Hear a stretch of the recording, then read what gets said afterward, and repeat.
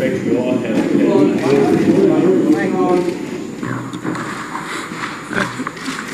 Good evening. I was going to say good afternoon, but I realized we are at the beginning of the evening. It's been a long day for all of us, and I want to thank you for your patience and to say that it was also longer than I had expected, but was a productive day. And I suspect you all heard my concluding remarks in the chamber, and the communique is out. So let's go straight to your questions since we don't have much time. And the floor is open. Identify yourselves, please, before you ask your question, and only single questions, please. No double-barreled or triple-barreled questions to give everybody a chance, if you don't mind. The gentleman standing up there in the back first, and then we'll come to you.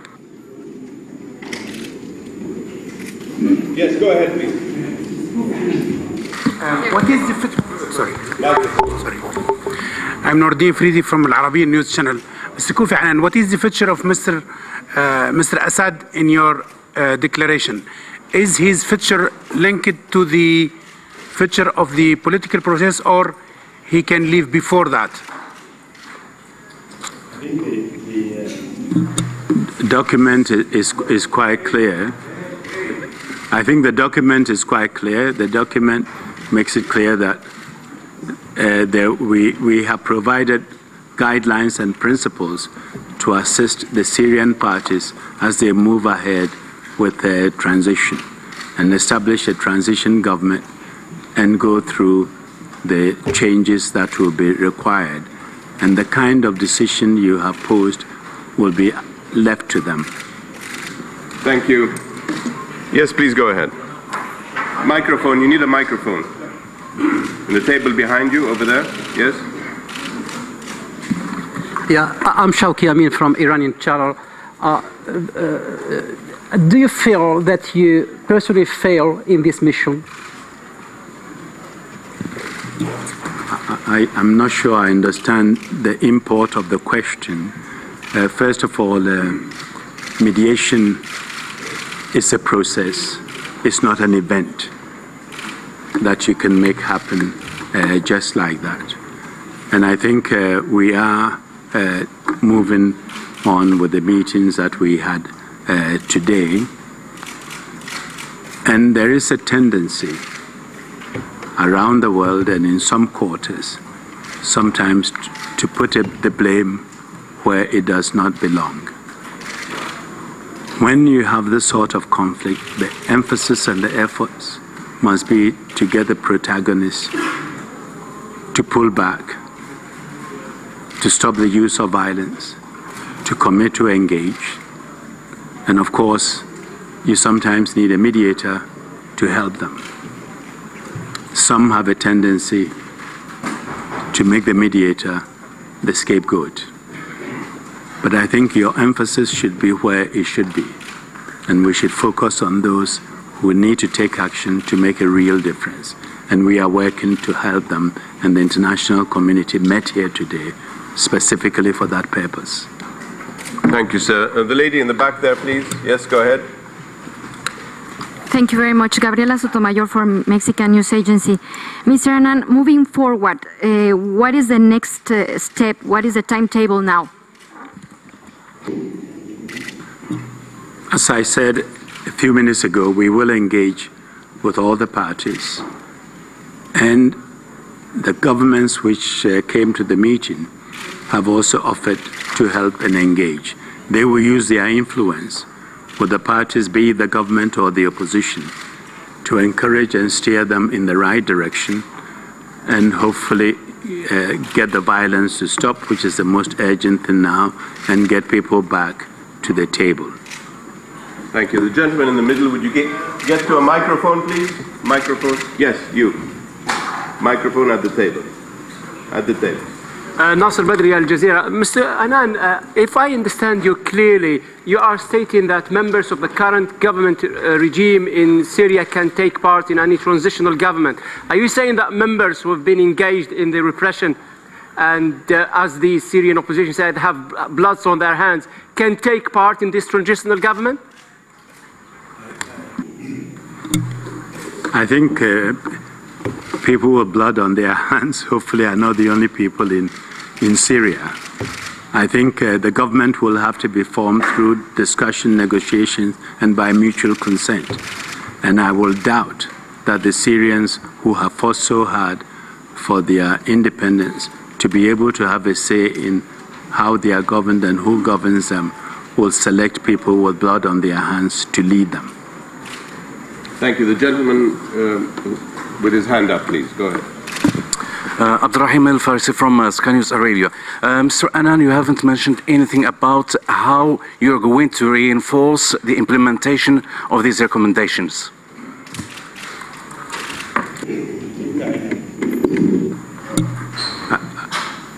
I think when you look at the communique, you will get ideas as to how we intend to proceed. And the Council, the Security Council, is also fully seized of this matter. And we have now tried to bring the international community together. They had told me they support my effort, and they showed some unity in April when they approved 2 resolutions. But I'm challenging them to move that cooperation, that unity, to another level.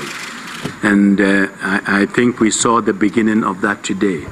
And if they work together, collectively and individually, to encourage the parties to do what needs to be done, we will be able to help the Syrians much more than we've done up till today. Thank you. Gentleman from Brazil, please. Yes, Jamil Shah, Estado de São Paulo in Brazil. Mr. Annan, my question is on Mr. Hague's proposal of having a resolution under Chapter 7. In your plan, is this required, or it's not an issue anymore, or was not a target of your consensus? That is a decision for the Council. The Council is seized of the matter. At any stage, they can decide to pass another resolution, enhance the mandate, add to the mandate under Chapter 6 or 7. So that is an issue that the Council will have to deal with. There has been suggestions from other quarters, for example, the League of Arab States, suggesting that parts of the mandate should be under Chapter 7, but that is an issue for the Security Council. We'll take the yes, you, and then we'll come to you, Gordon. Mohamed Cherif, Suisse Info. Monsieur Annan, dans votre discours inaugural, vous avez souligné l'importance des puissances externes dans l'aggravation de ce problème syrien. Dans la résolution que vous venez de présenter, vous laissez aux Syriens le soin de choisir, de résoudre le problème le plus crucial, c'est celui de ce gouvernement transitionnel. Est-ce que vous trouvez que dans l'état actuel de l'aggravation de la haine entre les factions en Syrie, cela serait possible? Ça ne va pas être très facile, mais oui, c'est possible. Évidemment, je suis obligé de travailler avec eux, de faciliter les choses, et ce n'est pas une tâche facile, mais ce ne sera pas la première fois que les gens se sont battus et puis à la fin se réunir dans un gouvernement. Ce ne sera pas facile, mais c'est faisable.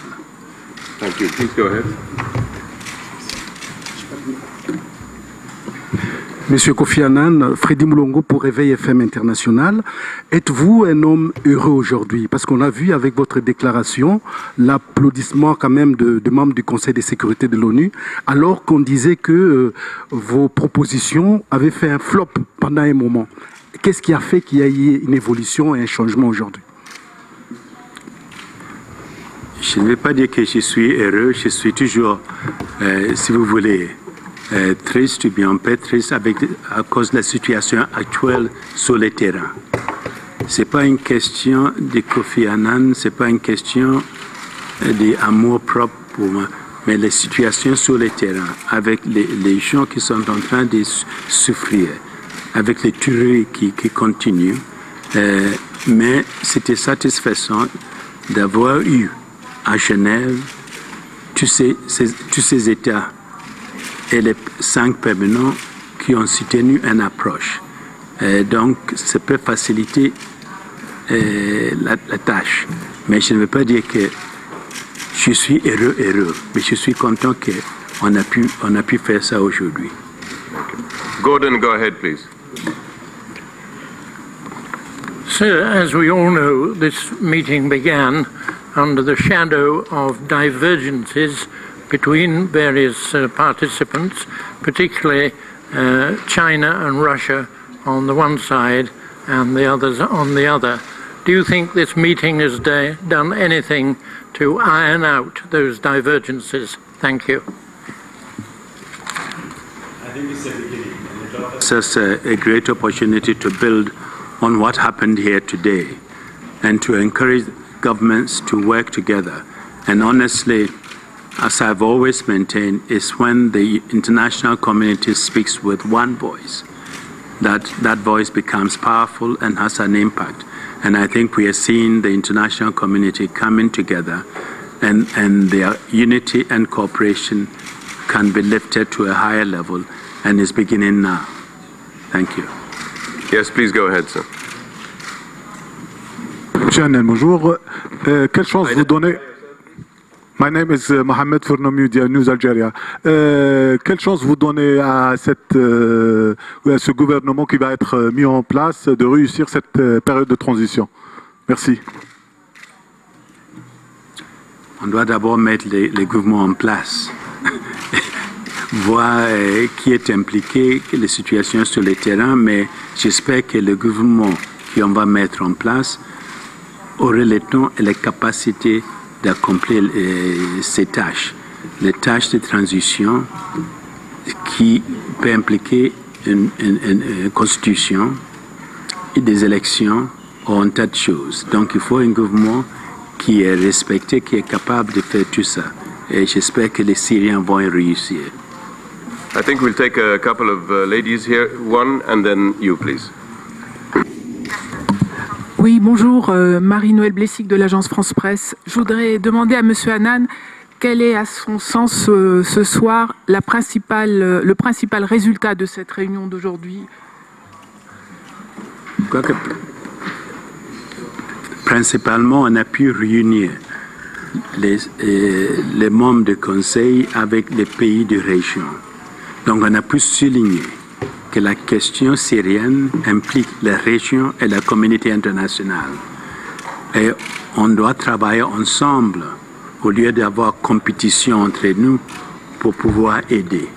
Et donc, je crois que c'est un message important. En plus, ils s'engagent de s'appliquer collectivement et individuellement. Et ils vont travailler avec moi. Je peux les demander de passer des messages. Je peux les demander de faire pression sur telle ou telle partie. Donc, je crois que c'est une atout importante. Thank you. Please go ahead. Iman Lahmoud from Monte Carlo Doualiya and France. Okay. Iman Lahmoud from Monte Carlo Doualiya, France 24. Okay? I want to ask about the future of the military, UN military observer in Syria. They will come back to the Syria. The mission never left. They are there, impatient to resume their activities when the circumstances permit. It was far too dangerous for unarmed men and women to continue the work they were doing. In fact, General Mood, the head of the mission, is here in Geneva with us today. And I don't know how many of you heard him say, we are not going anywhere. They are still on the ground. The Security Council will make an assessment as to the future of the mission, and that assessment will be taking place fairly soon, in the next couple of weeks. But they have not left. They are there and will resume their activities as soon as the circumstances permit. Thank you. We have 5 minutes to go. I've already identified 3 questions, so we'll start with the lady in the middle, please. Good afternoon, Isabel Saco with EFE, the Spanish news agency. I would like to know if you have a proposal, or some of the participants had a proposal on a date and a place for a next meeting, or if you will just wait for the developments in the next days or weeks. I don't know. No, the action group, and as the name connotes, wants to be active and we hope produce action. What we have agreed to do is to be a sort of a standing group, and we will meet as and when required or in case of emergency. We haven't fixed a date for the next meeting, but developments will dictate that. Thank you. Yes, please go ahead. Short questions now, please. Roy Gutman of McClatchy Newspapers. Mr. Annan, can you, Mr. Assad has said he doesn't want guidance, he doesn't want help, he doesn't want advice from anybody, including his good friends. So could you give us a sense of what the sequence of steps might be once you go to Mr. Assad and he says no? What do you do, exactly what happens then?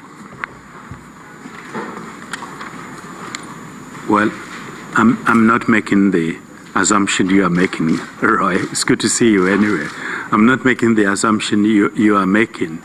In these sort of situations, leaders and people engage in it say things today that may change completely tomorrow. And sometimes messages are issued and the intended target may be different from those who receive them. I expect the Syrian parties to cooperate. I expect them to understand the gravity of the situation. I expect them to understand that the strong transformational wind which is blowing today cannot be resisted. At least it cannot be resisted for long. And that change has to come. And I would expect cooperation. It will be difficult. It's not going to be easy to bring them to the table and get them to cooperate or to convince them that a time for talking has come. But it will come. Sorry. Tom, go ahead, please. Tom Miles from Reuters. Just to follow up on that question, will Bashar al-Assad still be in the presidency at the end of this year, or might he find himself before the ICC? I'm sorry, I left my crystal ball at home.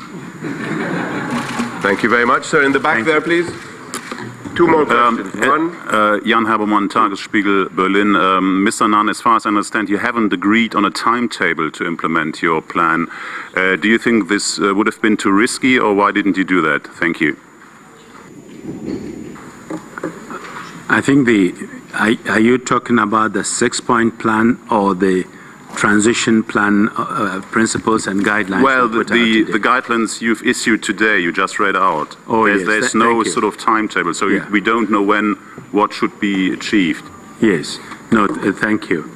I think on that we will need to also consult the parties, the government and the Syrians. We need to engage them and discuss. We've given them the guidelines and others which we hope will be helpful for them. It is not something we are going to impose. It is something we are expecting them to embrace and to help them see a path forward. And so we will discuss this with them, and I think the question of timetable and timelines will come out of that discussion. But I hope it will not be a period that is overly extended. And I hope it is something that we can move forward on and see real progress within a year. In a way, it's answer to, was it Tom from Reuters, where I said I didn't have a crystal ball.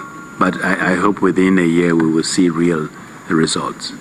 Thank you, sir. 2 minutes, two final questions. 1, 2. Let's start with the lady. Yes, go ahead. Thank you. Silvana Bassetti, Italian News Agency. I'd like to know, do you plan to go to Damascus to explain to the parties this new plan, this transitional process? Thank you. That is not excluded, and it's highly likely I will go. I haven't set a date yet, but yes, I will have to go. Last question, go ahead, please. Oui. Catherine Fiankambo-Konga, L'Orient le Jour, quotidien libanais. Monsieur Annan, qu'attendez-vous concrètement maintenant du président Assad? Merci. Concretely, what do you expect from President Assad? Well, we had agreed in one of our meetings that when the time comes for me to ask him to designate an empowered interlocutor for us to continue the process, he will be prepared to do so. And that is one of the first things. When the process starts, he would be expected to do, and the opposition would be expected to also name their interlocutors so that we can start the ball rolling. Ladies and gentlemen, thank you for your patience. Once again, the communique is available and has been distributed. Thank you very much. Joint Special Envoy, thank you very much, sir. Thank you very much, and have a good Sunday. I was going to say weekend, but half of it is gone. Thanks. Thank you, sir. Thank you. As you've just heard from Special Envoy Annan, today the international community came together to endorse a plan for a democratic transition in Syria that aims to end the violence and pave the way for a post-Assad unity government. Kofi Annan called this meeting to mobilize the political will needed to implement his six-point plan. And after a long day of intense discussions, the next steps are clear. First, we all agreed to support Kofi Annan's principles and guidelines for a Syrian-led transition, including the goal of a democratic, pluralistic Syria that upholds the rule of law and respects the universal rights of all people and all communities, regardless of ethnicity, sect, or gender. Maintaining the integrity of the Syrian state and its institutions. The formation of a transitional governing body exercising full executive powers, which would be broadly inclusive and chosen by mutual consent. And an inclusive and transparent Syrian-led process to review the Constitution and prepare for free and multi-party elections. These are principles that have formed the basis for successful democratic transitions all over the world, and they offer the best chance for restoring peace and meeting the needs and aspirations of the Syrian people. Second, the United States and others will carry this plan to the Friends of the Syrian People in Paris next week and seek to build even greater international consensus and momentum. As long as Assad continues to wage war against the Syrian people, and he himself now calls this a war, the international community must keep ratcheting up the pressure on the regime to halt the violence and do more to provide humanitarian assistance to civilians in need. The United States is stepping up our own efforts to get food, medicine, and emergency relief to areas hardest hit by the regime's violence, and in Paris we will press for more coordinated international action and aid. Third, in the session today, I called on every nation to use all possible leverage to pressure both the regime and the opposition to accept and support the Annan Plan. Those states that carry influence with the Syrian government should insist that Assad halt the violence, accept the transition principles, and comply with his obligations under the plan. And we will do our part. At the conference hosted by the Arab League in Cairo next week, we will engage a broad cross-section of the Syrian opposition and urge them to unify around the Joint Special Envoy's principles and to seek buy-in from every part of the Syrian community. We recognize that Syrian dissidents and activists are working under the most difficult circumstances as shells rain down on their homes and helicopters strafe their streets. They will be aided by a clear vision that demonstrates to all Syrians that there is a credible alternative to the Assad regime that will end the violence, protect their rights, and advance their aspirations. Finally, we will accelerate our work in the Security Council in New York on a resolution that would reaffirm Annan's six-point plan and the guidelines and principles adopted today, which obligates the regime to stop its attacks and pull back its troops, and impose real and immediate consequences for non-compliance, including sanctions, as the Joint Special Envoy has requested. No one has any illusions about the difficulties ahead. We are dealing with not only a murderous regime in a combustible region, but the potential for that region to be gravely affected by the continuance of this violence. But the stakes of inaction by the international community are just too high.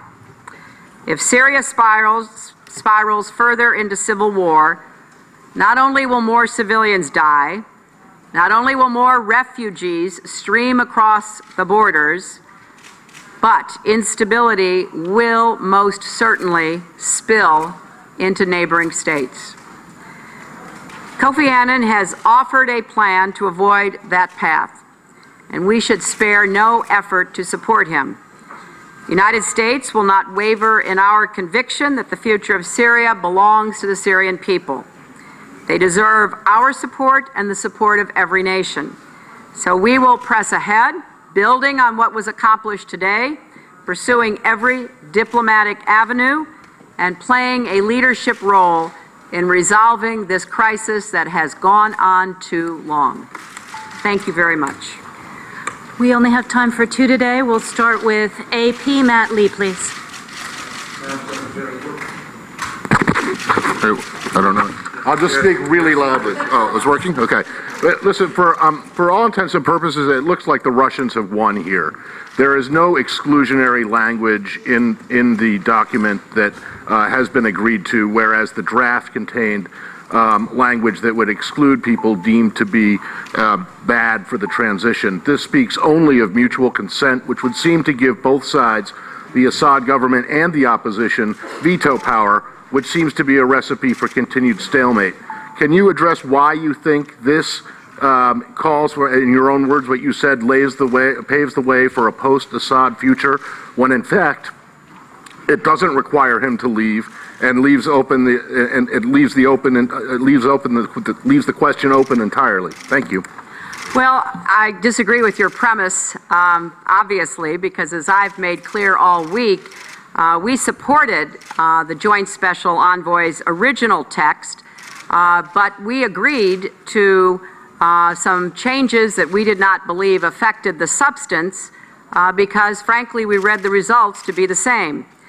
Assad will still have to go. He will never pass the mutual consent test given the blood on his hands. I think you already heard Kofi Annan basically say the very same thing. The text also makes clear that the power to govern is vested fully in the transitional governing body, which strips him and his regime of all authority if he and they refuse to step down and leave. Now, every day that has gone by without unity on the Security Council and among the states gathered here has been a day that has given comfort to Assad and his cronies and supporters. What we have done here is to strip away the fiction that he and those with blood on their hands can stay in power. The plan calls for the Assad regime to give way to a new transitional governing body that will have full governance powers.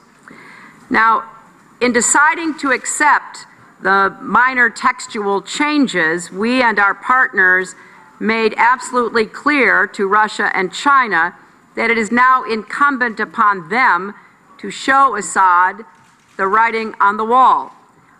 I do not believe that anyone in the Assad regime ever thought we could come out with a unified statement today expressing not only the concerns but a path forward that would include Russia and China. And he needs to hear loudly and clearly that his days are numbered. Russia and China have also pledged to start helping Kofi Annan find a way forward and work to use their leverage in order to establish the transitional governing body. We, of course, will do our part as well, because this transitional governing body will only succeed if it is composed of men and women who are beyond reproach. The plan we have endorsed gives the Syrian people a real roadmap out of the violence and the increasing sectarian destruction of parts of their country. And I think it is absolutely important to note that more than 700 people lost their lives across Syria this week. That's more than 100 a day, about the number we have in this room. And Damascus itself is now ringed with violence. And we believe that the plan will gain the support of many other countries and expect to see that occur at the Friends of the Syrian People meeting in Paris on Friday. I guess I would repeat and associate myself with Kofi's remarks. He has been working very hard to create the conditions for mediation. There was not unity in the international community as represented by the permanent members of the Security Council about what road he was supposed to be traveling as he tried to mediate and negotiate among and between the regime and the opposition. Now there is. I think that is an important step forward and a boost for his efforts to try to bring an end to the violence and bring about a transition that will protect and benefit the Syrian people. Last one today, Nuruddin Freddy from Al Arabiya, please. Madam Secretary, Nuruddin Freddy from Al Arabiya News Channel. Is there a timetable for the implementation of this roadmap? And what will be the reaction of the action group, of this group, if this roadmap will have the same outcome as the 6-point plan? Thank you. Well, our responsibility now is to do everything we can, which we have pledged to do, to see that this roadmap is implemented. That means using all the leverage at our disposal. Some of us have leverage with certain parties and others with additional parties. We think it's important that both the regime and the opposition be sent a very clear message that those who support them expect them to cooperate with Kofi Annan's efforts. And we will do all that we can, and I'm confident that the other members of the action group will as well. You know, we also have work to continue doing in New York.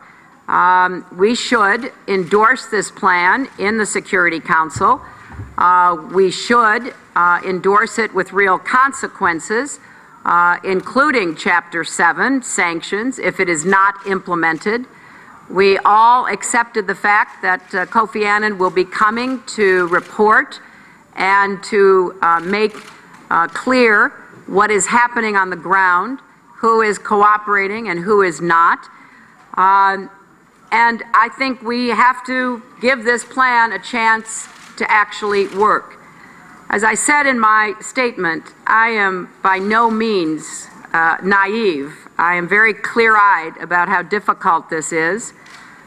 I also know from following and working on conflicts around the world that it's unfortunately a necessary process to keep raising the pressure in order to change the internal dynamics within groups that are committed to fighting until they decide, either personally or collectively, that there's more to lose than gain by continuing the violence.